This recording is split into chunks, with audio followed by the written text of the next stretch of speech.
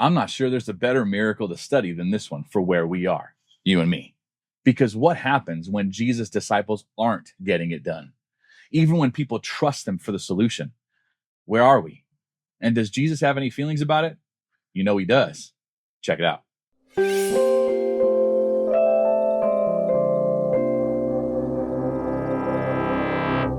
Matthew 17:14-20 says, "And when they had come to the multitude, a man came to Jesus, kneeling down to him and saying, 'Lord, have mercy on my son, for he's an epileptic and suffers severely. For he often falls into the fire and often into the water.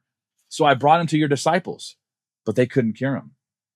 Then Jesus answered and said, 'Oh, faithless and perverse generation, how long shall I be with you? How long shall I bear with you? Bring him here to me.'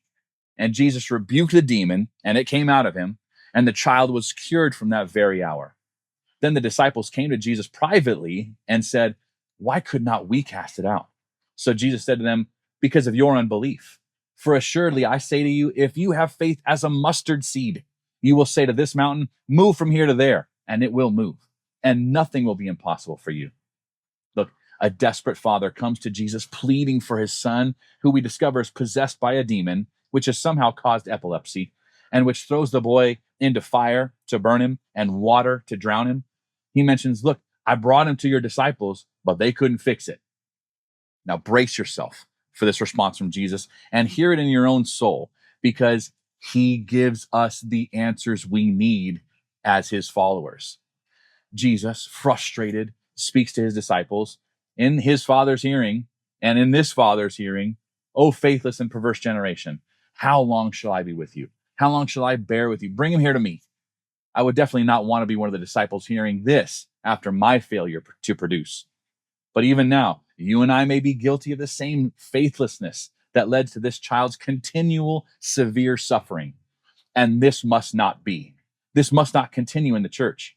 We have a responsibility to step up to the call of Jesus to do the miracles he did and greater things. And we can. Here's what Jesus does: rebukes the demon and sets the boy free right then. The disciples, in private, of course, because this was humiliating, asked Jesus, "Why couldn't we get this done?" Jesus answered, "Your unbelief." In essence, you don't have the faith, because if you had even a little, you'd be able to do great and mighty things. In fact, nothing would be impossible for you. This correction, this borderline rebuke, comes from our Lord Jesus himself and is as true for us today as it was back then for them. The question is, what are we going to do about it? Stay the same, weak, anemic, faithless, helping nobody? Or build ourselves up on our most holy faith, useful to the Lord in spreading the gospel, building the kingdom, rescuing people, and discipling them? Choice is yours. But know this: Jesus takes rejection of his commands very seriously, as evidenced here.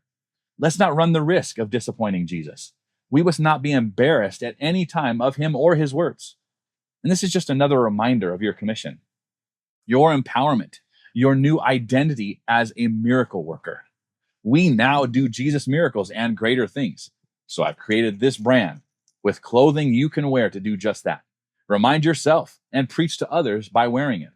Visit andgreaterthings.com to get yours today.